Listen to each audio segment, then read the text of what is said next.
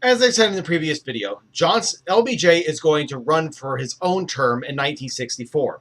He's going to run against a Arizona senator named Barry Goldwater, and he's going to paint Bill Goldwater as basically this right-wing nut job. Right. The most famous thing that he does is he actually makes these ads that are that they involve small children, and they talk about how the implications if you will let Goldwater president of the United States. Right. There's a famous one where it's this little girl and she's counting down the petals of a flower, and like 10, 9, 8, right? And he does that, and she messes up the numbers. But then what happens as soon as she gets to the very last one? You hear this alarm sound. 10, 9. It's an ominous countdown, and then kaboom! Right? You see this nuclear explosion, and the next thing you hear is LBJ basically saying, "We must love each other or die," and then vote for President Johnson. I don't know if that would inspire me to vote for somebody, basically saying, "Vote for me or you're going to die." I don't know. That's not exactly a slogan I can get behind, but that's just me. And then there's another one where there's a little girl and she's licking ice cream, and you hear a narrator in the background talking about all the things that are in our air as a result of nuclear testing and whatnot, all of these various radioactive isotopes, right? And basically the implication being that Barry Goldwater, who opposed the nuclear test ban treaty, wanted to basically put all these radioactive isotopes out in the atmosphere once again.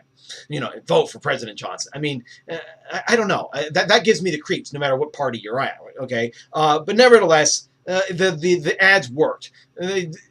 LBJ, he ran the table. In fact, I don't think I'm going to risk doing math. You don't want me doing that. Well, maybe. Let's see here. 8 plus 7, that's 15, right? And then you got that 5, that's 20, 30, 40, 52. 52 electoral votes for Barry Goldwater. God knows how many for LBJ. All right, only 52. Remember, the magic number today is 270. So Barry Goldwater only got these states. You can list them really easily. Arizona, no kidding, that's his home state. Louisiana, Mississippi, Alabama, Georgia, and South Carolina. Those states went Goldwater. Everything else went Johnson. He received, let's see here, 42 million votes versus 26 million votes for Goldwater. I would say that's a pretty resounding victory. So now LBJ is going to have his own presidency. He's going to have his own term, and he's going to have he's going to call the Great Society, right? He's going to basically he's going to combine much of the stuff that's been going on more, and he's going to pass much more legislation than any of his predecessors, except for FDR. In fact, one of the things that people don't really appreciate of LBJ is how much legislation he signs into law. He passes more legislation since the New Deal, right? And he goes on and builds the Great Society with great success. And he had Kennedy behind him. He had the people behind him and a massive mandate from the people. One thing he passes is going to be the Voting Rights Act of 1965, the last bit of civil rights legislation passed under the Second Reconstruction for Civil Rights that we've been talking about. It's basically going to make the federal government get into the business of actually registering voters, where there's been a low percentage of voters. It's still in operation today. He's also going to give 24 different pieces of legislation to provide federal aid to education. Billions of dollars. It's controversial back then, and it still is. But this is one of the ways that he brings down segregation.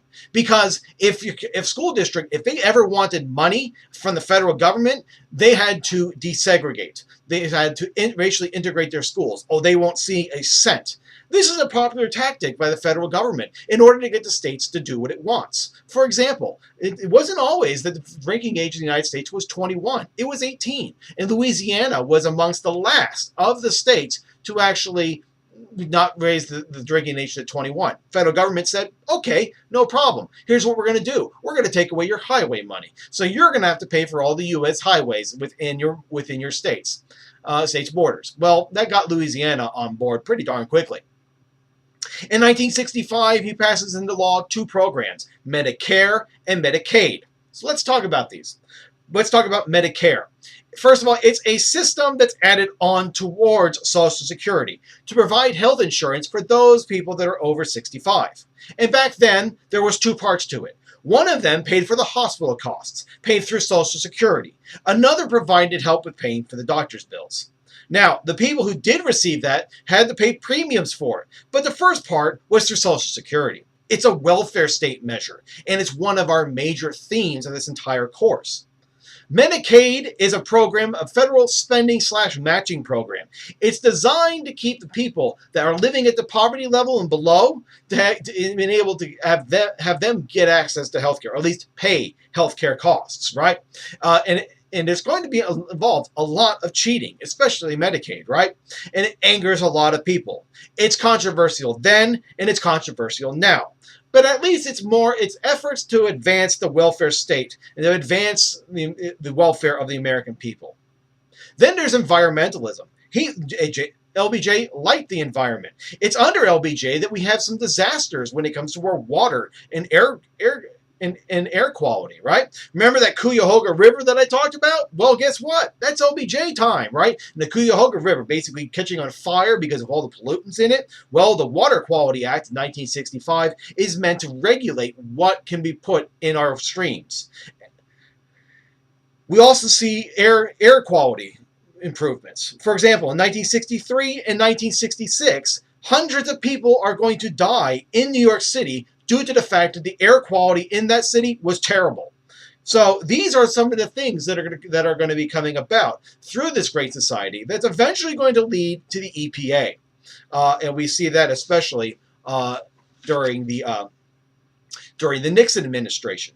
But nevertheless, LBJ is not really remembered for all of these things. Yes, we remember Medicare and Medicaid. And many defend it. But what really brings down LBJ, of course, is going to be Vietnam. Not only that, it's a coming apart of the 1960s. Not only do we have problems in Vietnam, we're going to have problems at home, particularly with the civil rights movement breaking down from what it used to be.